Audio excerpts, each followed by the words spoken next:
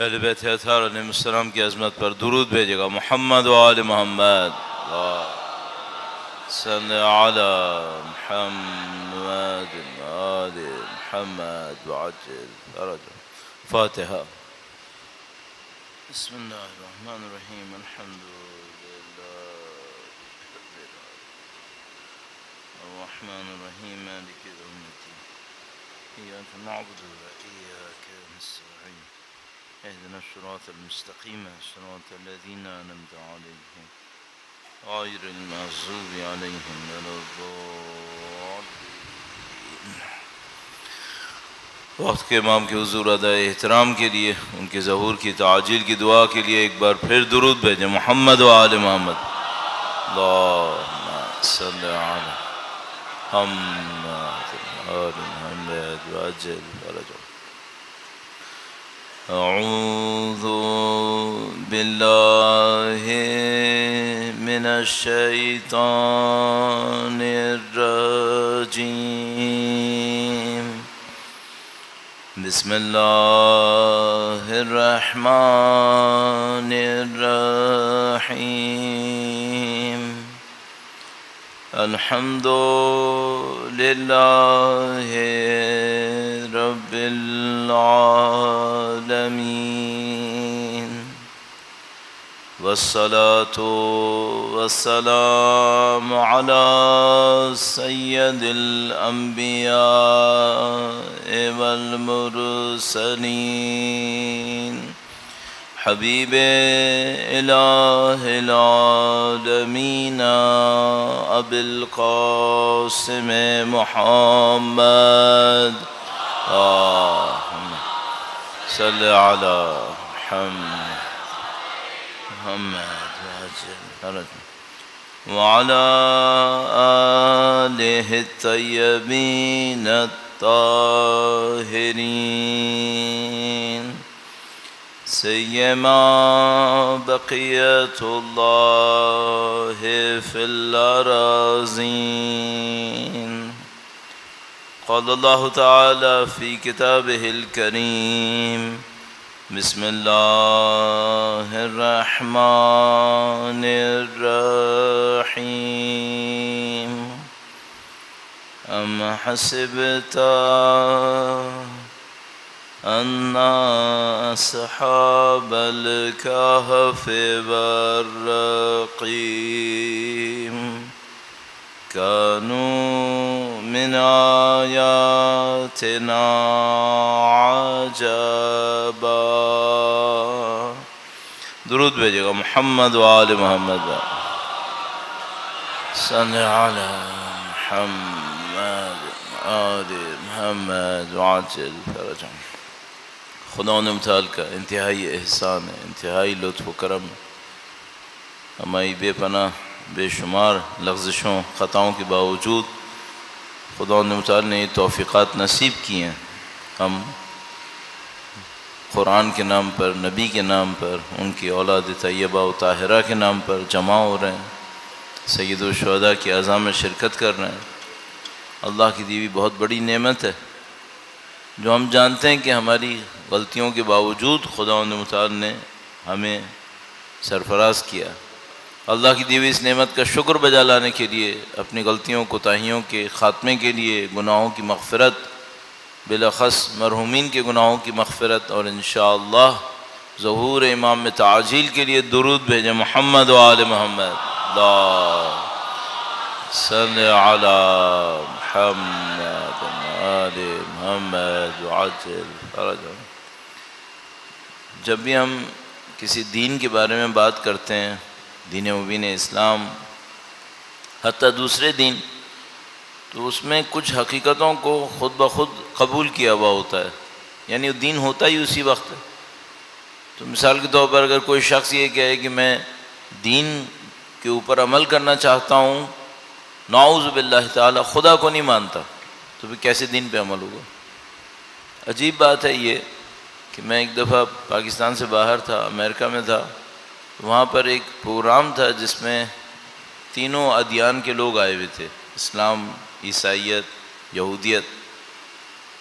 وہ ہر مہینے ایک کسی ایک کی عبادت گاہ میں ہوتا تھا، تو مثلاً ایک مہینے مسلمانوں کے یہاں، ایک مہینہ یہودیوں کے یہاں، ایک مہینہ عیسائیوں کے یہاں، مہینہ تھا یا کیا فرق تھا، یعنی کتنا فریکوینٹ ہوتا تھا یہ مجھے یاد نہیں آ رہا. تو وہ اس وقت مسلمانوں کے یہاں تھا، تو وہ ایک امام بارگاہ تھا، وہاں پر تھا. اب وہ سب لوگ کمیونٹی کے لوگ جمع ہوئے، تو اس میں مختلف ٹاپکس کے اوپر بات ہوتی تھی، سب اپنے اپنے پوائنٹ آف ویو کو دیتے تھے. تو اس میں ایک بات تھی جو اس دن تھی، وہ یہ کہ بھائی جو پیدائش سے لے کر موت تک کی جو رسم و رواج ہیں وہ کیا کیا رسم و رواج ہیں. تو مثلاً ہمارے یہاں بچے کی پیدائش پر اذان ہوگی، اقامہ ہوگا، مثلاً عقیقہ ہوگا، اس ٹائپ کی چیزیں. ان کے ہاں بھی ایسا ہی تھا. یہودیوں کے ہاں بہت ایکسٹینسو ایک پروگرام ہے، جو بھی بچہ پیدا ہوگا وہ اس پروگرام کے اندر جائے گا. اس خاطر یہ جو ان کے اندر کمٹمنٹ بہت زیادہ ہے، اس کی وجہ یہ ہے کہ یہ شروع میں زندگی میں کئی سالوں تک نارمل اسکولز میں نہیں بھیجتے، ڈیڈیکیٹڈ اسکول ہوتے ہیں، بس وہیں بھیجاتے ہیں. اس کو وہ لوگ کہتے ہیں کہ ہم ان کو جوئش لائف پہ ٹرین کر رہے ہیں، اور وہ سمجھ لیں ان کے دینی مدرسوں کی طرح ہوتے ہیں. اس میں سب نے جانا ہوتا ہے، سب نے پڑھنا ہوتا ہے، اور وہ ایک لائف کا پیٹرن ہے جس کو وہاں وہ سیکھتے ہیں. البتہ ہم لوگ جن کے ساتھ تھے وہ تھوڑا سا آرتھوڈاکس جوئش کمیونٹی تھی. ان کو مجھے ابھی ان کا نام دماغ سے نکل رہا ہے، تو بہرحال وہ نیو یارک کے نزدیک ایک کمیونٹی رہتی ہے ان کے ہاں، بہت سخت قسم کے یہودی. وہاں پہ ایک عجیب سوال ہوا، کسی نے پوچھا کہ جو جوئش لائف ہے کیا اس کے لیے ضروری ہے کہ خدا کو مانتا ہو. اب میں یہ سمجھ رہا تھا کہ مثلاً ہمارے یہاں تو پاسبل ہی نہیں ہے کہ بھئی اگر کوئی خدا کو نہ مانتا ہو تو اسلام کے اوپر زندگی گزارے، دینی زندگی. تو بھئی خدا کو نہیں مانتا تو کون سی دینی زندگی پھر. لیکن عجیب بات ہے کہ جو ان کی طرف سے آئی ہوئی خاتون تھیں، انہوں نے کہا کہ ہاں یہ پاسبل ہے کہ کوئی خدا کو نہ مانتا ہو اور جوئش لائف کے اوپر پریکٹس کرے. تو مجھے بالکل سمجھ میں نہیں آئی یہ بات کہ پھر یا تو اس لائف کا مطلب پھر دکھاوا اور ظاہر کی چند چیزیں ہوں گی، تو پھر تو پاسبل ہے. مثلا کوئی خدا کو نہ مانتا ہو، سب قربانی کر رہے ہوں، کہ میں بھی چلو انسانیت کے نام پہ قربانی کر دیتا ہوں. تو مثلا سب روزہ رکھ رہے ہیں تو سوچتا چلو میں بھی 2 دن بھوکا رہ لیتا ہوں، 30 دن بھوکا رہ لیتا ہوں. دکھاوے کا یعنی سامنے سامنے کہو تو بات شاید چل جائے گی، لیکن اگر روح عمل کی طرف جائیں تو روح عمل بغیر قربتاً اللہ کی پاسبل ہی نہیں ہے. جو اللہ کو نہیں مانتا تو قرب کہاں سے مانے گا اس کا. تو یہ بڑی عجیب بات تھی میرے لیے، لیکن بہرحال یہ تو ایسے ہی بیچ میں ذکر کے طور پہ آ گئی. اصل بات کیا ہے؟ اصل بات یہ ہے کہ بھائی آپ دینی کام بغیر کچھ بنیادوں کو قبول کیے نہیں کر سکتے. خدا کو مانتے ہیں، آخرت کو مانتے ہیں. بہت بڑی ایک حقیقت جس کو ماننا بہت ضروری ہے دینی کام کے اندر، دینی زندگی کے اندر، وہ یہ ہے کہ ہم صرف بدن نہیں ہیں، ہمارے اندر ایک روح ہے. اچھا، اب یہ جو تیسرا معاملہ ہے بدن اور روح والا معاملہ، مثلا خدا والے معاملے میں سب لوگ 100% کلیئر. تو مثلا آپ کسی بھی مسلمان سے اٹھا کے پوچھیں گے بھائی خدا ہے نہیں ہے، 100% ہے. آخرت ہے یا نہیں ہے، جس کو ہم لوگ اپنے الفاظ میں قیامہ تعبیر کرتے ہیں، اردو میں 5واں عقیدہ اصول دین قیامہ تعبیر کرتے ہیں. تو میرے خیال میں کئی دفعہ عرض کر چکا ہوں کہ آپ دوسری زبانوں میں چلے جائیں تو وہاں پہ معاد تعبیر کرتے ہیں، اور قیامت چونکہ ایک مرحلہ ہے بہرحال. لیکن اگر کسی سے آپ پوچھیں روح ہے، اتنا کلیئر نہیں ہوگا جیسے خدا ہے، آخرت ہے.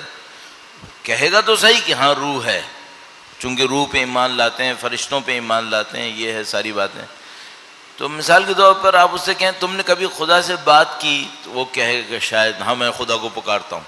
آخرت کے بارے میں کبھی سوچا، وہ بتائے گا مجھے موت کے بارے میں نے سوچا ہے فلاں. اس سے پوچھیں روح کے بارے میں کبھی سوچا ہے؟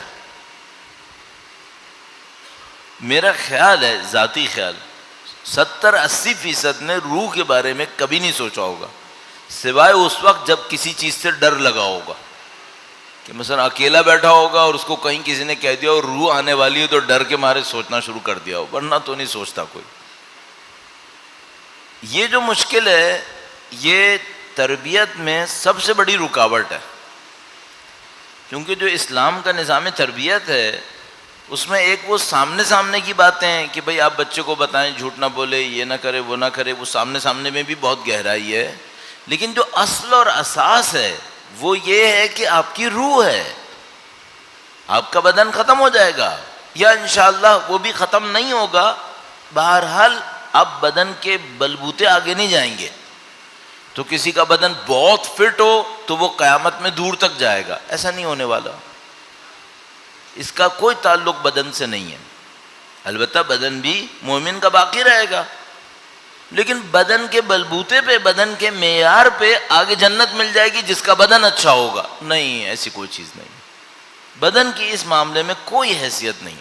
تو مثال کے طور پر ممکن ہے کسی کا بدن ناقص ترین بدن ہو اور اس کی روح کامل ترین روح ہو. ہم سب جانتے ہیں، واقعہ کربلا شاہد ہے. جو ابھی آپ مرثیے میں سن رہے تھے کہ سید الشہداء کا جسد اطہر زخموں سے بھرا پڑا تھا. البتہ اچانک میرے ذہن میں ایک اور بات بھی آ گئی. ابھی میں بھی مصائب سن رہا تھا، یہ مرثیہ سن رہا تھا، جتنی بھی جگہ مرثیے میں چاہے کسی بھی شاعر نے کہا ہو کہ بیویاں سر کھلے باہر آ گئیں، یہ غلط بات ہے. نہیں ہوا، کبھی بھی نہیں ہوا ہے. سید الشہداء کی شہادت سے پہلے سوال ہی پیدا نہیں ہوتا. تو مثال کے طور پر ابھی جو ہم نے مرثیہ سنا اس میں 2 دفعہ آیا کہ مثلا فرمایا کہ دلہن کے ساتھ کھلے سر آ گئیں، یا مولا علی اکبر کے مصائب میں تذکرہ کیا کہ بی بی زینب سلام اللہ علیہا کھلے سر تشریف. اصلا ممکن نہیں ہے، یہ ہو ہی نہیں سکتا. سید الشہداء نے آخری الوداع پر بھی بہن کو نصیحت کی تھی اور وصیت کی تھی کہ آپ اپنا چہرہ نہیں کھرچیے گا، آپ اپنے حجاب کے اوپر کوئی حرف نہ آنے دیجیے گا. اور سید الشہداء نے بہت سختی کی تھی کہ ان کی شہادت سے پہلے کوئی خیمے سے باہر نہ آئے. حتیٰ مثلا حضرت علی اکبر علیہ السلام کی جنازے پر بھی بیویوں کو باہر نہیں آنے دیا سید الشہداء نے. تم یہ جتنی بھی جگہ مرثیے میں آئے، اور شاعر کوئی بھی انتہائی محترم ہمارے سروں پر اچھے شاعر ہیں، لیکن یہ جملہ صحیح نہیں ہے. اب وہ کہے کہ میں نے شاعری میں کہا ہے تو پھر آپ اس کو شاعری کی حد میں ہی رکھیں، پھر اس سے آگے نہیں بڑھائیں. پھر شاعری میں بھی نہیں کرنا چاہیے، کیونکہ لوگ سن کر اس پہ قبول کرنے لگتے ہیں، عقیدہ بنانے لگتے ہیں. ابھی تو کم ہو گیا، آپ چونکہ بچوں کی اردو اتنی اچھی نہیں رہی کہ ان کو میر انیس کے اشعار سمجھ میں آئیں، ورنہ لوگ عقیدے کا بیان میر انیس کا شعر پڑھ کے کرتے تھے. مثلا ان سے پوچھیں عقیدے کا یا تاریخ کا کہ مثلا تاریخ میں فلاں موقع پہ کیا تھا، تو وہ میر انیس کا ایک شعر پڑھ دیں گے یہ تھا. ارے بھائی وہ شاعری ہے. انہوں نے ایک موقع پہ لکھ دیا 9 لاکھ کا لشکر، تو اب آپ کہیں تاریخ سے ثابت ہے کہ 9 لاکھ کا لشکر تھا چونکہ شعر کے اندر 9 لاکھ آیا ہے. نہیں بھائی، شاعر قافیہ پہ لگاتا ہے، ردیف کرتا ہے، وہ اس کی خاطر اس نے ایک 9 لاکھ لکھ دیا، اس کا مطلب یہ تھوڑی کہ لشکر 9 لاکھ کا تھا. یہ اس طریقے سے نہیں ہو سکتا ہے کہ آپ شعر کی بنیاد پر تاریخ بنانا شروع کر دیں. اب کوئی اگر اس مرثیے کو سنے جو ظاہر انتہائی اعلیٰ پائے کے شہید کا مرثیہ تھا، تو اس میں 2 جگہ پہ آیا کہ بی بی کھلے سر باہر آئیں. نہیں، قطعاً نہیں، ممکن نہیں ہے اصلاً یہ. تو اب مجھے یہ بھی سمجھ میں نہیں آتا کہ ان اشعار کے ساتھ کیا کریں. اب مثلا ہم کسی شاعر سے کہیں کہ وہ اشعار کو تبدیل کرے، نہیں یہ بھی ممکن نہیں، امانت کے خلاف ہے. ایک شاعر ایک شعر کہہ کے جا چکا ہے، شہید ہو چکا ہے، تو اب ہم کہیں کہ اس کے اشعار کو تبدیل کر دیں، یہ بھی نہیں کر سکتے. تو بڑی سخت ایک مشکل ہے کہ اس میں کیا کرنا چاہیے. تو پھر زیادہ سے زیادہ میں تو اپنے طور پہ جو سمجھ پا رہا ہوں وہ یہ کہ میں پڑھنے والے سے التجا کرتا ہوں کہ بھائی یہ شعر اسکپ کرو، اس شعر کو اس طرح مت پڑھو، کیونکہ لوگ غلط فہمی میں مبتلا ہو رہے ہیں اس سے. تو بہرحال اصول اور ضابطہ آپ کی خدمت میں عرض کر دوں، کبھی بھی بیویاں سید الشہداء کی شہادت سے پہلے، اور میرا عقیدہ ہے کہ حتیٰ شہادت کے بعد بھی اپنے ارادے اور اختیار کے ہوتے ہوئے کبھی بھی بے پردہ باہر نہیں آئیں، کبھی بے پردہ باہر نہیں آئیں. ایک روایت ہے ہمارے پاس، وہ بھی شہادت کے بعد کی ہے، شہادت سے پہلے ناممکن ہے، ایسا نہیں ہوا ہے، ایک بات۔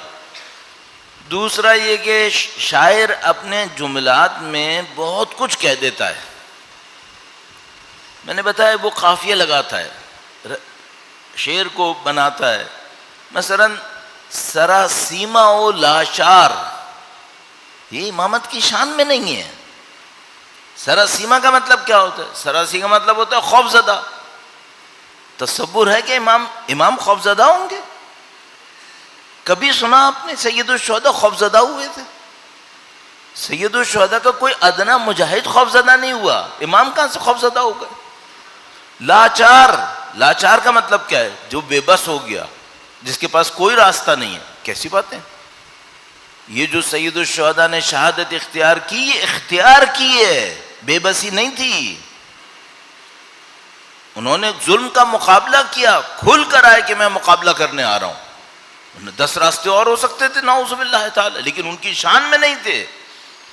سید الشہداء نے، اب یہ کہ وعدہ الہی تھا اور اللہ کے نبی سے وعدہ تھا اور پہلے سے بھی طے تھا، یہ ساری باتیں وہ سب قبول، لیکن ان تمام کے ساتھ کیا سید الشہداء نعوذ باللہ تعالی بے بس لاچار سراسیما تھے؟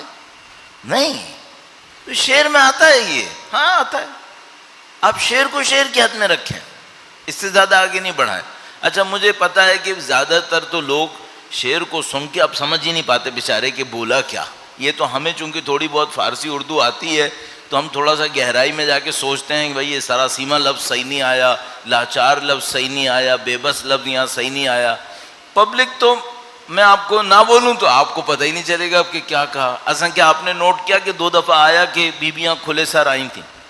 نہیں، یہ تو میں چونکہ بیٹھا ہوا ہوں تو میں سن رہا ہوں، اس لیے میں نے اپنی ذمہ داری سمجھی کہ آپ کو ایک قانون کے طور پہ عرض کر دوں کہ بھئی قانون کے طور پر کبھی بھی بیویاں سید الشہداء کی شہادت سے پہلے بے پردہ نہیں آئی ہیں، بے پردہ نہیں ہیں۔ بات کے لیے بھی ایک روایت ہے جس میں اعتراض اور تنقید کی گنجائش بہت زیادہ ہے، لیکن فی الحال میں اس کو عرض نہیں کر رہا۔ شہادت سے پہلے قطعاً کوئی بھی آپ کو سنا رہا ہے، نہیں ہو سکتا ایسا، یہ نہیں ہوا ہے تاریخ میں، جو مجھے سمجھ میں آتا ہے۔ تمام اہل بیت کے مخلص شعراء کی درجات کی بلندی کے لیے جو دنیا سے چلے گئے اور جو دنیا میں ہیں، ان کی توفیقات میں مزید اضافے کے لیے بالاخص شہید بزرگوار جو شاعر محترم ہمارے شہید سبط جعفر، ان کے درجات کی بلندی کے لیے درود بھیجے محمد و آل محمد پر۔ صلی علی محمد آل محمد وعجل فرجهم۔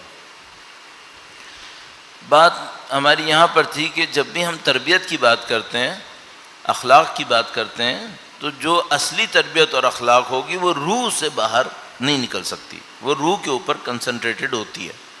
اچھا ایک وہ ظاہری اخلاقیات ہوتے ہیں، مثلا لوگ سچ بولیں، وعدے کی خلاف ورزی نہ کریں، اس کو میں ظاہری کہہ رہا ہوں، جبکہ اس میں بھی بہت گہرائی ہے، اس میں بہت گہرائی ہے۔ سچ بولنا آسان ہے، آپ کہیں پہ جا رہے ہوں، کہاں پہنچے؟ یہاں پہنچا، ابھی نہیں پہنچے تھے، 100 میٹر دور تھا، لیکن ہوتا ہے، چل رہا ہے سب۔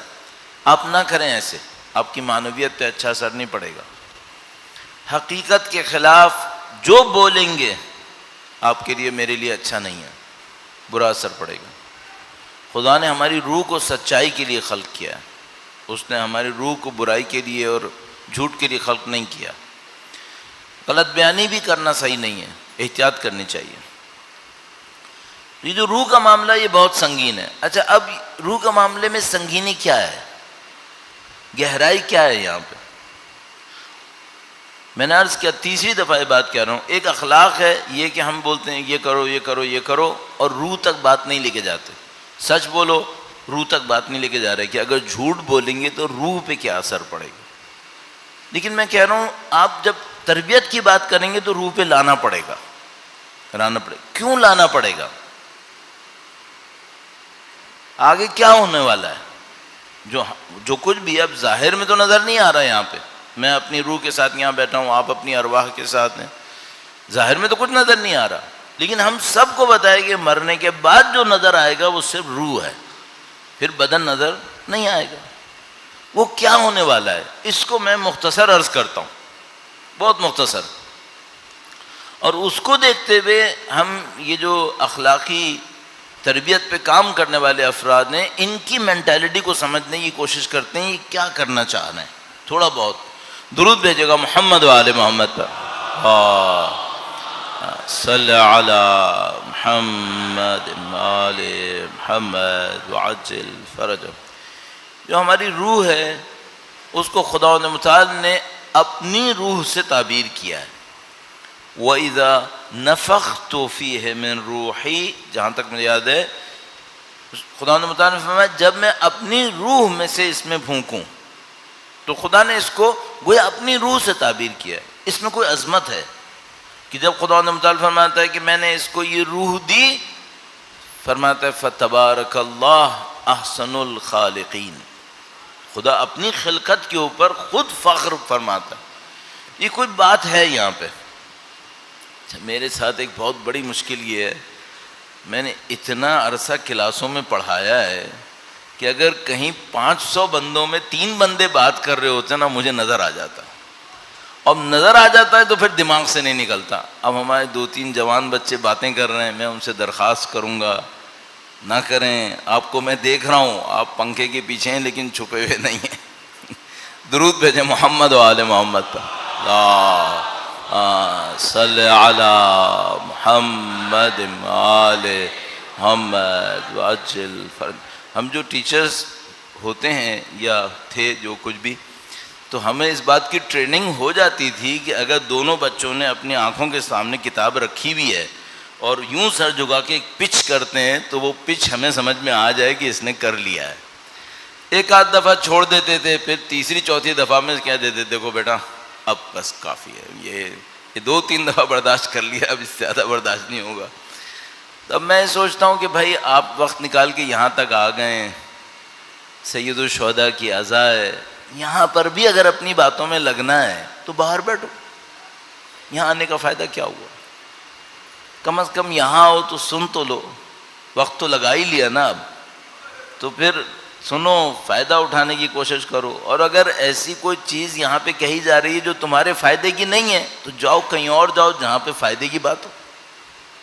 وہ تھوڑی ہم کہہ سکتے ہیں کہ نہیں ہماری بات 100% ہر ایک کے کام کی ہوگی. نہیں، ممکن ہے کسی کے کام کی نہ ہو، تو پھر کسی ایسی جگہ جاؤ جہاں پہ کام کی بات تمہیں لگے تاکہ وقت ضائع نہ ہو. ٹھیک ہے، بہرحال واپس آتے ہیں.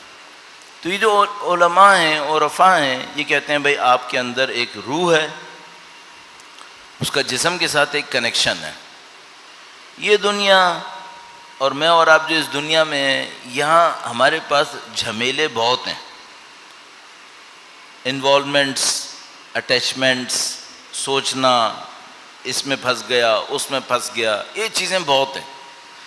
اچھا، اگر کوئی شخص صرف دنیا کے بارے میں سوچے، دنیا کے بارے میں پریشان ہو، دنیا کے بارے میں مصروفیت رکھے، جس کو ہم لوگ اردو میں کہتے ہیں ہم و غم، البتہ دونوں لفظ عربی کے ہیں. ہم و غم یعنی تمام اس کی توجہ دنیا پر ہو، تو یہ سمجھ لو یہ دنیا سے آگے اس کی روح کہیں نہیں جائے گی، یہیں رہے گی. صرف موت اس کو اگلے مرحلے میں لے کے جائے گی، ورنہ یہ کہیں نہیں جا رہا، یہ یہیں رہے گا. اچھا، اس نے کیا ستم کیا ہے؟ اس کی روح کے پاس بہت آگے جانے کا چانس تھا، اس نے مس کیا. کیوں مس کر دیا اس نے؟ یہ دنیا میں غرق ہو گیا. تو ہمارے پاس ایک یہ مفہوم روایتوں میں اتنا آیا ہے جس کی کوئی حد نہیں. ربنا لا تجعل الدنیا اکبر ہمنا ولا مفزع علمنا. خداوندا دنیا ہمارا اصلی ہم و غم قرار نہ دے، ہمارے علم کی انتہا دنیا قرار نہ دے. اب سوچو، ہم لوگ یونیورسٹیز میں، کالجز میں، اسکولز میں، ٹریننگ سینٹرز میں جو کچھ سیکھ رہے ہیں وہ کس کے بارے میں ہے؟ صرف دنیا. جتنی کیریئر پلاننگ ہے زیادہ تر کس بات پر ہے؟ کمائے گا کیسے؟ دنیا. بہت کم کوئی بندہ ہوگا، کوئی باپ ایسا ہوگا جو اپنے بچے سے کہے کہ بیٹا مجھے یہ نہیں پرواہ کہ تم کتنا کماؤ گے، میں یہ چاہتا ہوں تم اللہ نے جو ذمہ داری تم پہ رکھی ہے وہ پوری کرو۔ کم ہوتے ہیں ایسے، اب ہوتے ہیں الحمدللہ، توجہ دے رہے ہیں ماں باپ، لیکن کم ہوتے ہیں۔ زیادہ تر یہ کما لو، یہ کورس کر لو، وہ ڈگری لے لو، وہ جاب کر لو، اس سے یہ پیسہ ملے گا، اس سے وہ پیسہ ملے گا، اس سے زیادہ نہیں سوچ پاتے۔ اچھا، اگر کسی انسان کا سارا ہم و غم دنیا ہی ہو، اب اس کی نشانیاں کیا ہیں؟ اگر فلاں کھانا مجھے نہیں ملتا نا تو میرا تو دن ہی نہیں گزرتا۔ کاش تم کہتے اگر میں فلاں سگریٹ نہیں ملے میرا تو کھانا ہی ہضم نہیں ہوتا۔ کیوں؟ اتنی اہمیت کیوں دے رہے ہو؟ کیوں اتنا اٹیچ کیا ہوا ہے اپنے آپ کو دنیا سے؟ تمہاری زندگی اس لیے خلق نہیں ہوئی ہے، اس سے بڑے کام کے لیے خلق ہوئی ہے۔ ہر ہفتے مجھے فلاں جگہ جا کر کھانا ہی کھانا ہے، ورنہ مجھے زندگی کا مزہ ہی نہیں آتا۔ کیوں؟ تم نے اپنی زندگی کو اتنا چھوٹا کیوں سمجھا؟ یہ مکالمے آپ ہر روز نہیں سنتے؟ ہر روز سن رہے ہیں۔ جو بول رہا ہے وہ بعض اوقات بہت دیندار بھی ہے، اس کو یہی سمجھ میں نہیں آ رہا کہ بھائی جو تم دین لے کے چل رہے ہو نا یہ صرف تمہارے جسم کے اوپر ہے، تمہاری روح کہیں اور پھنسی ہوئی ہے، تمہیں ایسا نہیں ہونا چاہیے تھا۔ اچھا پھر کیسا ہونا چاہیے تھا؟ اصلی ہم و غم تمہارا دنیا نہیں ہونا چاہیے۔ اصلی ہم و غم کیا ہونا چاہیے؟ دنیا کے بعد۔ دنیا کے بعد کیا ہوگا؟ فلاں ریسٹورنٹ سے کھانا نہیں کھایا، آخرت پہ کوئی اثر پڑنے والا ہے؟ نہیں۔ فلاں ریسٹورنٹ سے کھانا کھا لیا، اب آخرت بہتر ہونے والی ہے؟ نہیں۔ تو اتنی اہمیت کیوں دے رہے ہو؟ اچھا کیا مطلب؟ مثلا مولانا یہ کہہ رہے ہیں کہ ریسٹورنٹ میں کھانا کھانا حرام ہو گیا۔ نہیں، میں نے کب کہا؟ میں کہہ رہا ہوں اتنی اہمیت مت دو۔ میری زندگی میں ایک خواہش تھی میرے پاس فلاں گاڑی ہو، اس گاڑی کے آنے کے بعد آخرت میں کوئی تبدیلی آنے والی ہے؟ تو اس کو خواہش بنا کے کیا کارنامہ کیا؟ اس سے کیا ملا؟ یہ جو دنیا ضرورت سے زیادہ اہم بن رہی ہے، اس کا مطلب کیا ہے؟ اس کی روح میں کوئی ترقی نہیں آنی، اس نے یہیں رہنا ہے۔ یہ دنیا کا بندہ ہے، دنیا میں جیے گا، نعوذ باللہ تعالیٰ اگر اسی حالت میں مرا تو دنیا میں ہی مرے گا۔ پھر آپ کہیں گے وہ دنیا میں مرے گا تو پھر کیا ہوگا؟ اب جب دنیا میں مرنے کے بعد اس کی روح وہاں جائے گی تو اس کو پتہ چلے گا کہ بھائی میں تو تیاری کر کے آیا ہی نہیں ہوں، مجھے ایک ایسی دنیا میں لایا گیا ہے جس کے لیے میں تیار نہیں تھا۔ یہ خرابی ہوگی، پھر بہت بڑی خرابی ہوگی۔ اچھا ابھی ممکن ہے سننے والا کوئی یہ کہ مولانا اس نے 5 وقت کی نمازیں پڑھ لی ہیں، روزے رکھنی ہیں، حج کر لیا ہے، زیارت پہ چلا گیا ہے، تو وہ تیار نہیں ہوا۔ اس معنی میں تیار ہو گیا ہے کہ واجب اس کے سر پہ نہیں ہے، اس معنی میں تیار نہیں ہوا ہے کہ اب اس کی روح کو کہاں جانا ہے، اس کے لیے تیاری نہیں ہوئی ہے ابھی۔ اس کے لیے تیاری کیسے ہوتی ہے؟ اس کے لیے تیاری سب سے بڑی یہ ہوتی ہے کہ دنیا سے اٹیچمنٹ ضرورت کے حساب سے، بس۔ تو باقی جو کام کاج ہیں ان کا کیا ہوگا؟ اللہ کے دین نے اگر تم سے ڈیمانڈ کی ہے تو ضرور کرو۔ آج لوگ غریب ہیں، اگر سب یہ کہیں ہم زاہد بن رہے ہیں، عابد بن رہے ہیں، ہم نہیں کما رہے، تو دنیا میں جو بزنسز ہوں گے وہ کن کے ہاتھ میں ہوں گے؟ فاسقوں فاجروں کے ہاتھ میں۔ یہ اچھا ہوگا؟ قطعاً برا ہوگا۔ دیندار کے ہاتھ میں ہونا چاہیے۔ تو پھر آپ جو کہہ رہے ہیں اس سے تو سب بھاگ جائیں گے، نہیں، ہم یہ نہیں کہہ رہے۔ ہم یہ کہہ رہے ہیں آپ دنیا میں رہیں، بزنس کریں، کام کریں، ہر کام کریں۔ صرف ایک بات پوچھنا چاہ رہے ہیں، اس کے لیے جی رہے ہیں کہ دنیا میں کیا ملنا ہے؟ تو سادہ سا ایک جملہ ہے، دنیا میں رہو، دنیا کے لیے مت رہو، دنیا کو پل بناؤ۔ الدنیا مزرعۃ الآخرہ، یہ نبی کا قول بچپن سے ہم لوگ سن رہے ہیں۔ دنیا آخرت کی کھیتی ہے، خود دنیا کچھ نہیں ہے، یہ آخرت میں ہمیں کہیں لے جائے، یہ اچھا ہے۔ تو آپ دنیا کے کامیاب ترین بزنس مین بن جاؤ، خوب کماؤ، خوب کماؤ، کس نے منع کیا؟ اس پیسے سے آخرت بناؤ، انسانوں کے کام آؤ۔ لیکن مشکل کیا ہوتی ہے؟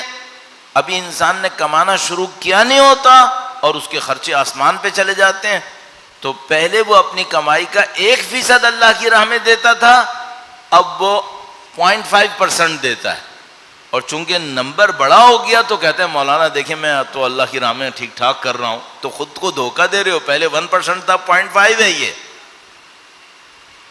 کم کیا ہے تم نے۔ تو عزیزان محترم یہ پہلا پوائنٹ ہے، آپ کو اور مجھے دنیا سے تعلقات کم کرنے پڑتے ہیں، ورنہ مانوی ترقی نہیں ہوتی، یہ اسی دنیا میں بستا ہے۔ اچھا اب آگے بڑھتے ہیں تھوڑا سا۔ اب اگر کسی شخص نے دنیا کے ساتھ اپنے تعلقات کو تھوڑا کنٹرول کر لیا، اب میں کل اللہ نے توفیق دی تو اس کو عرض کروں گا کہ کیسے ہوگا۔ یہ جو میں سنتا ہوں پڑھتا ہوں اس کو سنا کے پڑھ کے ٹیپ ریکارڈر کی طرح آپ کے سامنے بول دوں گا، ورنہ میرا کیا تعلق ہے ان باتوں سے، لیکن میں کہہ دوں گا۔ تو اگر کسی نے یہ محنت کر لی کہ اس کا دنیا سے تعلقات تھوڑے سے کم ہو گئے، کنٹرول کر لیا، واجب کی حد میں اس نے سنبھالا ہوا ہے، باقی اس کا ہم و غم آگے ہے، اس نے اپنی روح کو آگے کے لیے تیار کیا، تو جو اگلا مرحلہ جس کے لیے اس نے تیاری کی ہے وہ کیا ہے؟ وہ ہے برزخ۔ وہ برزخ ہے۔ برزخ کا دوسرا نام ہے عالم مثال۔ مثال کا مطلب ایگزامپل نہیں ہے یہاں پہ، مثال کا مطلب کچھ اور ہے یہاں پہ۔ مثال کیا ہے؟ مثال یہ ہے کہ وہاں باڈی نہیں ہوتی، باڈی کی مثل ہوتی ہے، باڈی کی طرح ایک وجود ہوتا ہے، اس لیے اس کو مثال کہتے ہیں، ورنہ یہ ایگزامپل نہیں ہے۔ وہاں پر جسم نہیں ہے، جسم کی طرح ایک وجود ہے، لیکن باقاعدہ زندگی ہے، پوری زندگی، اور یہ زندگی 50-60 سال ہے۔ وہاں حسب ضرورت ہے، تو ممکن ہے کوئی آدمی ہاسپٹل جائے ایک رات میں صحیح ہو کے باہر آ جائے، اور ممکن ہے کوئی ہاسپٹل جائے اور بیچارہ پڑا رہے۔ یہ برزخ ہاسپٹل ہے۔ اگر کوئی مردہ ہو، ڈیڈ، کوئی ہاسپٹل ڈیڈ پرسن کو ایڈمٹ کرتا ہے؟ ہمارے یہاں کوئی پرائیویٹ ہاسپٹل یہ کارنامہ کر سکتا ہے پیسے کمانے کے لیے، اصل میں ہاسپٹل کا کام نہیں ہے۔ اگر ڈیڈ باڈی ہے اس کا کام ہے اس کو بھیجے قبرستان، ایڈمٹ کرنے کی ضرورت نہیں ہے۔ برزخ میں کوئی ڈیڈ باڈی آ جائے ایڈمیشن نہیں ہوگا، ایڈمٹ نہیں ہوتی، وہ سیدھا جاتا ہے جہنم۔ ایک ایبسولوٹلی ہیلدی پرسن ہے، صحت مند، اس کو ہاسپٹل میں ایڈمٹ ہونا چاہیے؟ پھر میں کہوں گا پرائیویٹ ہاسپٹل ایڈمٹ کر دے گا شاید، اور بیمار کر کے چھوڑ دے گا، اصولاً نہیں ہونا چاہیے۔ تو اگر آپ 100% فٹ ہیں، ہیلدی ہیں، کوئی ضرورت نہیں آپ کو ایڈمٹ ہونے کی۔ آپ کیا ہوں گے؟ آپ جائیں گے، وہ کہے گا یو آر فٹ، آپ کو باہر بھیج دے گا۔ اگر کوئی انسان کمال پر ہو تو وہ برزخ میں اسٹے نہیں کرے گا، وہ سیدھا جائے گا جنت۔ دو لوگ برزخ میں ایڈمٹ نہیں ہوں گے، یا ڈیڈ باڈی ہے یا ایبسولوٹلی پرفیکٹ ہے، یہ لوگ برزخ میں نہیں رکتے، یہ سیدھے جاتے آگے۔ آگے کون سا مرحلہ ہے؟ آگے ہے قیامت۔ میں نے جنت جہنم جلدی کر دیا، ابھی قیامت ہے بیچ میں، اس کو کہتے ہیں محشر، میدان حشر۔ تو اب اگر کوئی شخص کچھ صحیح ہے کچھ خراب ہے، یہ کہاں رکے گا؟ برزخ میں۔ اس کو کہتے ہیں عالم مثال، یہ یہاں رکے گا۔ یہاں اس کے ساتھ کیا ہوگا؟ جو اس نے دنیا میں کیا تھا اس میں اب اس نے کچھ بیماریاں پال لی تھیں، یہ آیا یہاں پر، اس کی بیماریوں کا علاج ہوگا۔ اگر دنیا میں علاج کر لیتا 40-50 سال میں صحت مند رہتا اور آگے جاتا، جو میں بھی عرض کروں گا اور کیسے آگے جا سکتا۔ اس نے علاج نہیں کیا، اپنی بیماریوں کے ساتھ نعوذ باللہ مر گیا۔ اب جو برزخ میں گیا، اب 40-50 سال میں علاج نہیں ہونا ہے، اب شاید 40-50 ہزار سال میں علاج ہونا ہے۔ ہاں، اب سہنا پڑے گا۔ اب بہت کٹ مرنے کی باتیں آتی ہیں، پھر وہ جگہ آسان جگہ نہیں ہے علاج کرانے کے لیے، علاج کے لیے آسان جگہ یہاں پر ہے۔ یہ آسان جگہ ہے علاج کے لیے، وہاں بہت سختی کی جگہ ہے، اور وہاں علاج ایسے نرمیوں سے نہیں ہوتا، وہاں علاج پھر ٹکا کے ہوتا ہے بہت مشکل ہے۔ شاید بقول کسی ایسے آدمی کے جو مرنے کا ایک تجربہ کر کے واپس آ گیا تھا، تو بقول اس کے، میں بار بار عرض کرتا ہوں کہ 15-20 ہزار سال کے بعد اس کو یاد آیا کہ ایک اللہ تھا، کوئی خدا تھا جس کو میں مانتا تھا۔ تو کہتے ہیں ابھی بھی اللہ کا نام یاد نہیں آ رہا تھا، بس اتنا یاد آیا تھا کہ کوئی تھا جس کو میں مانتا تھا۔ اتنی سختی سے گزارتے ہیں، پھر برزخ سخت جگہ ہے اس معاملے میں۔ اچھا، اگر کوئی شخص مجموعی طور پہ صحت مند تھا، اکا دکا کوئی بیماری بھی تھی اس کی، برزخ میں جائے گا، اتنا ٹف نہیں ہے، ٹائم لگے گا، تھوڑا ٹائم لگے گا، لیکن چل جائے گا، معاملہ صحیح رہے گا، بہت گندا معاملہ نہیں ہوگا۔ یہ جو میں نے پہلی مثال دی ہے بہت گندی مثال ہے، پھنس جائے گا، یہی یاد نہیں آئے گا کہ میں خدا کو مانتا تھا۔ اگر کوئی شخص چاہتا ہے کہ برزخ میں نہ پھنسے تو کیا کرے؟ اپنی ساری اخلاقی بیماریاں یہیں صحیح کر لے۔ اخلاقی بیماریاں کیا ہوتی ہیں؟ حسد، جھوٹ، آنکھوں پہ کنٹرول نہیں ہے، لوگوں کے بارے میں سوء ظن ہے، کسی کا پیسہ کھا لیا ہے، امانت میں خیانت کی ہے، وعدے کی خلاف ورزی کی ہے، یہ سب بیماریاں ہوتی ہیں۔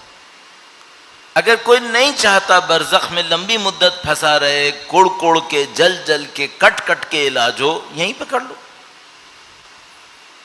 اگر یہ علاج کرنا ہے، پہلی شرط کیا ہے؟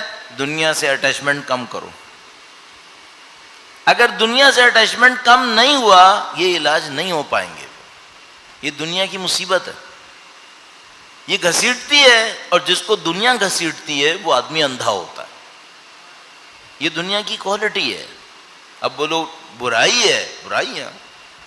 جو اس کی محبت میں مبتلا ہوتا ہے وہ اندھا، گونگا، بہرا ہوتا ہے، سمن بکمن عمیون، یہ مصیبت ہے۔ اور جب وہ سمن بکمن عمیون ہوتا ہے، نہ کسی مظلوم کی آواز سنتا ہے، نہ کسی ہادی کی نصیحت سنتا ہے، یہ مصیبت ہے۔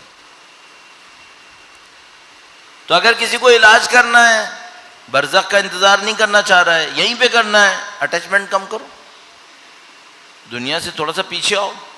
اچھا، اگر کوئی شخص یہ کر سکا، اور کل میں تھوڑا سا عرض کروں گا کہ یہ کیسے ہو سکتا ہے، یہ جو میں سنتا ہوں پڑھتا ہوں وہ عرض کر دوں گا۔ اگر کوئی یہ کر سکا تو کیا ہوگا؟ اس کی روح برزخ کے لیے تیار ہونا شروع ہو جائے گی، اس کی روح برزخ کے لیے تیار ہو جائے گی، ہونا شروع ہو جائے گی۔ اچھا، اب یہ ایک ایک بیماریاں کم کر رہا ہے، کم کر رہا ہے، کم کر رہا ہے، اس کی روح پاکیزہ ہوتی چلی جا رہی ہے، پاکیزہ ہوتی چلی جا رہی ہے۔ ایک موقع پر یہ احساس کرے گا کہ میں عالم مثال میں ابھی بھی رہ رہا ہوں، یعنی اس کی برزخی آنکھیں کھل جائیں گی۔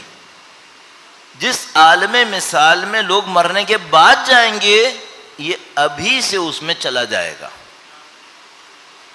یہ عرفا کے ساتھ یہ ہو جاتا ہے۔ تو جس عالم مثال کو ہم مرنے کے بعد دیکھیں گے، وہ یہیں بیٹھے بیٹھے دیکھ رہے ہیں۔ یہ کیوں دیکھ رہے ہیں بھائی؟ ہم کیوں نہیں دیکھ پا رہے؟ چونکہ ہم اہل دنیا تھے اور دنیا نے ہمیں مثال دیکھنے سے روک لیا تھا۔ وہ اہل دنیا نہیں تھے، ان کو خدا نے مثال دکھانا شروع کر دیا، چونکہ وہ مثال کے اہل ہو چکے تھے، وہ مثال کے اہل ہو چکے تھے، اہل مثال ہو گئے وہ۔ تو اس کو کہتے ہیں برزخی آنکھیں کھل گئیں، برزخی آنکھیں کھل گئیں ان کی۔ اب اس میں بھی لاکھوں درجے بنتے ہیں۔ مثلا ایک بندہ ہے، اس کی برزخی آنکھیں تو کھل گئی ہیں، کچھ دیکھتا ہے، لیکن ابھی ایک مشکل ہے، جسم سے علیحدہ نہیں ہو پاتا۔ پھر کوئی ایک ایسا ہوتا ہے کہ اس نے اتنی محنت کی ہوتی ہے، دنیا سے اٹیچمنٹ ختم کی، اتنا انوالو ہوا برزخ کے ساتھ، مثال کے ساتھ اتنا انوالو ہوتا ہے کہ خدا اس کو یہ طاقت دے دیتا ہے کہ جسم چھوڑ کر خود عالم مثال میں گھوم سکے۔ تو یہ بعض اوقات اپنا جسم اپنے کمرے میں چھوڑتا ہے اور اس کی روح عالم مثال میں گھوم رہی ہوتی ہے۔ آغا بہجت کے استاد نے یہ کام 3 دن بھی کیا ہے، 3 دن۔ باڈی پڑی رہی ہے اور ان کی روح کہیں پہ تھی، اور 3 دن تک ان کی باڈی یوں ہی پڑی رہی ہے۔ وہ تو شکر ہے ان کے شاگردوں میں وہ شاگرد موجود تھے جن کو استاد نے یہ بتایا ہوا تھا کہ یہ کر سکتا ہے انسان، جس میں علامہ طباطبائی بھی تھے۔ تو جب ان کی یہ حالت ہوئی تو ان کے تو اہل خانہ نے گریہ کرنا شروع کر دیا کہ مر گئے وہ۔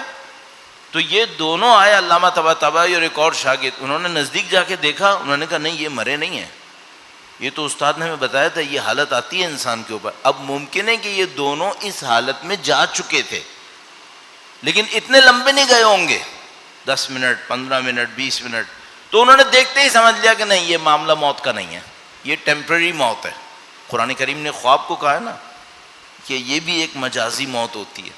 تو انہوں نے دیکھتے ہی کہا نہیں یہ مرے نہیں، یہ زندہ ہے، پرواہ نہیں، آپ جائیں اپنا کام کریں، آ جائیں گے واپس۔ انتظار کرتے رہے، 3 دن بعد آئے۔ اب بول کے نہیں دیا کہ کیا ہوا، ظاہر کیسے بولتے۔ اور علامہ سید علی قاضی 21 رمضان سے جو غائب ہوتے تھے تو 30 رمضان تک کسی کو نہیں ملتے تھے، اللہ جانتا ہے کہاں جاتے تھے، شاگردوں کو بھی نہیں ملتے تھے۔ پھر میں یہ کہہ رہا ہوں اور میں اندر سے دل بیٹھتا ہے کہ میرے جیسے نے ساری زندگی برباد کر دی، ضائع کر دی، کچھ نہیں کر سکے، کہانیاں سنانے میں گزار دی۔ اللہ ان بزرگوں کے درجات اور بلند فرمائے، ہمیں ان کے راستے پہ چلنے کی چاہے ایک قدم ہی صحیح سعادت نصیب فرمائے انشاءاللہ۔ درود بھیجیں محمد و آل محمد پر، اللہ صلی علی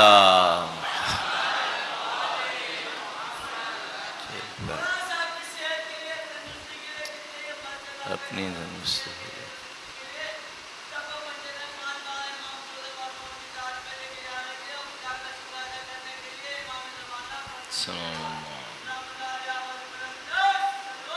اللہم صلی علی محمد محمد وعجل فرج۔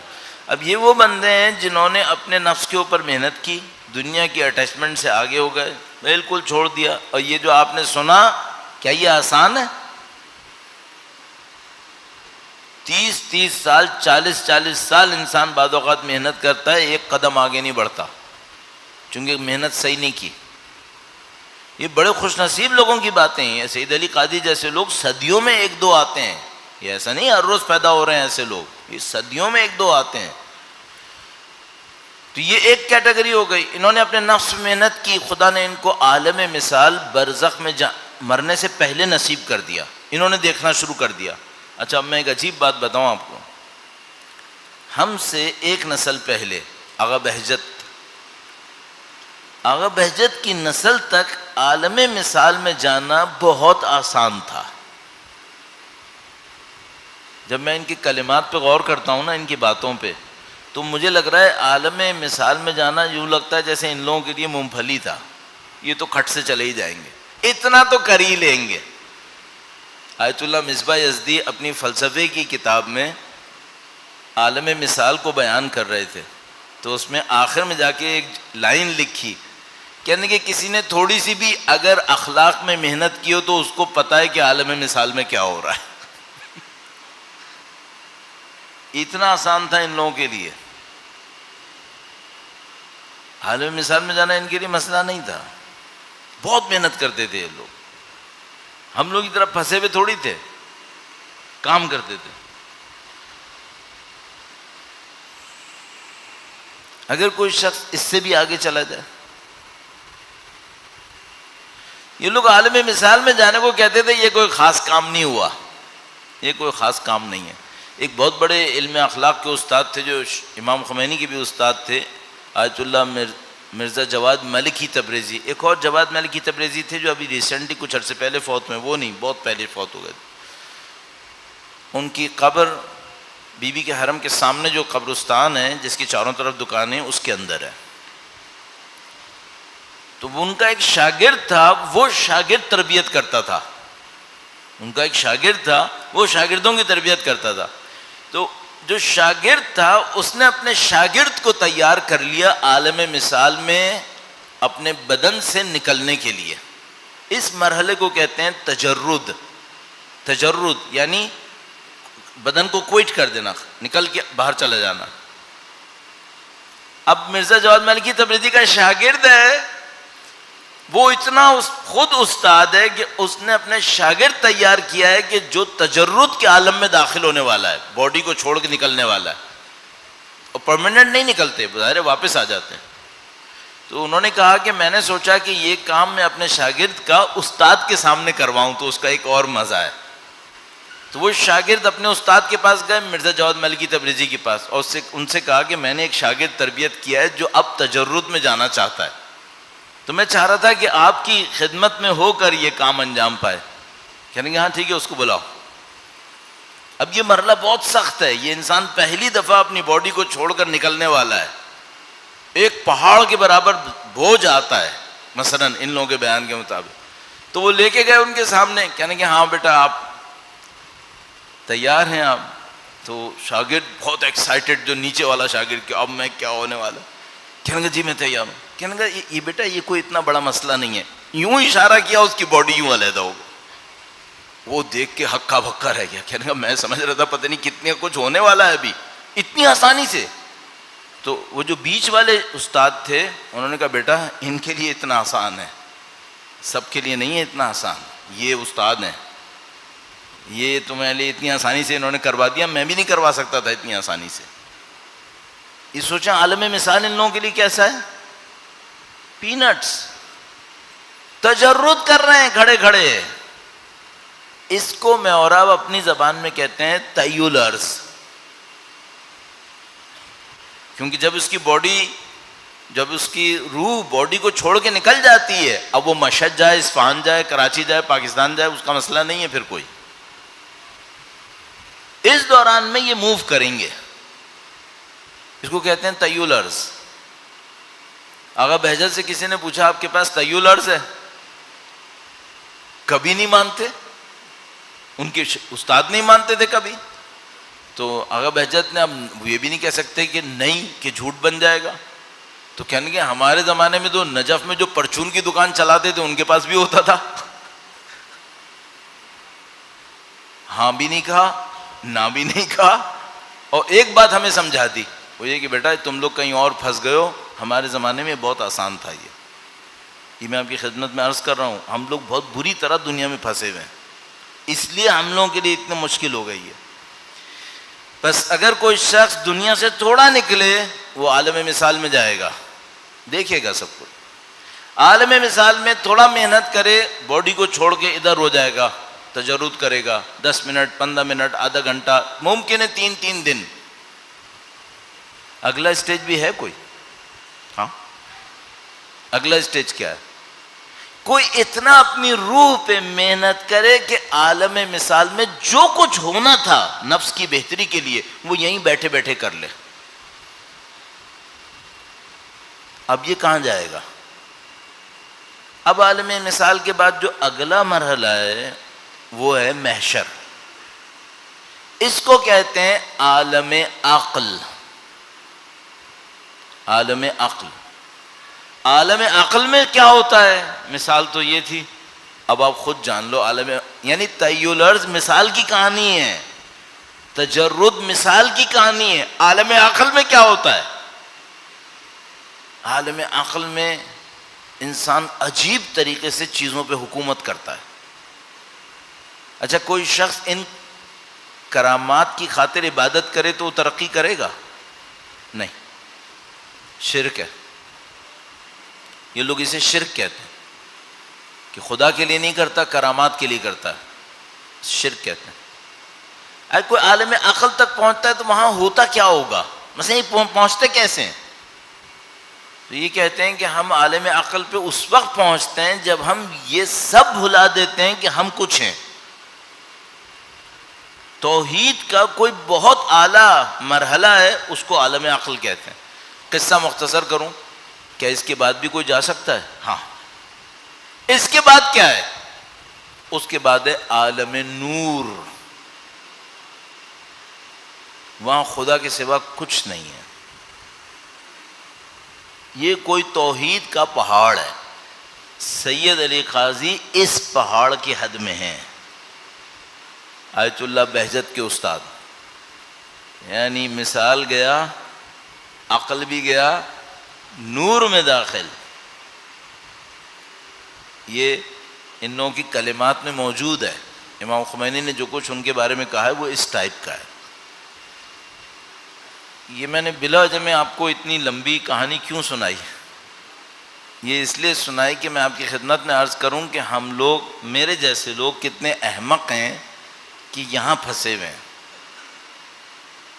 اور ہم سمجھ رہے ہیں کہ ہم بڑے تیر مار رہے ہیں.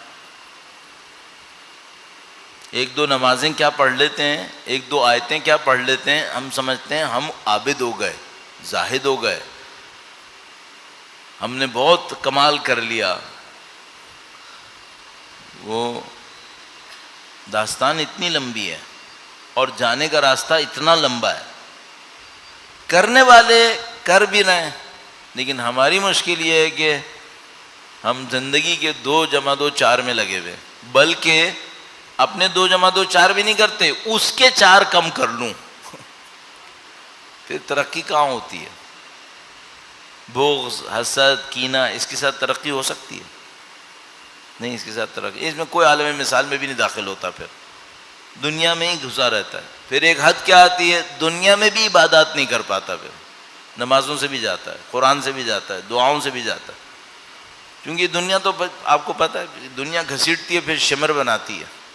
دنیا گھسیٹتی ہے عبید اللہ ابن زیاد بناتی ہے، عمر سعد بناتی ہے. پھر دنیا تو یہ کرتی ہے.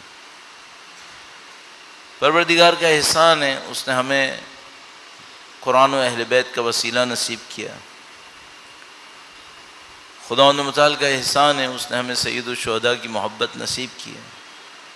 لطف خدا ہے. سید الشہداء کا ساتھ دینے والے سب معصوم نہیں تھے. کہاں معصوم؟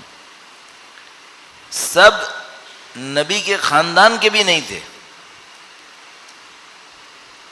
سب بہت نامی گرامی بھی نہیں تھے. بعض لوگ تھے جن کو کچھ نہیں جانتا تھا. مثلا ظاہر ہے کہ ہم لوگوں نے حضرت حر کے بارے میں پڑھا ہے. حضرت حر کمانڈر تھے.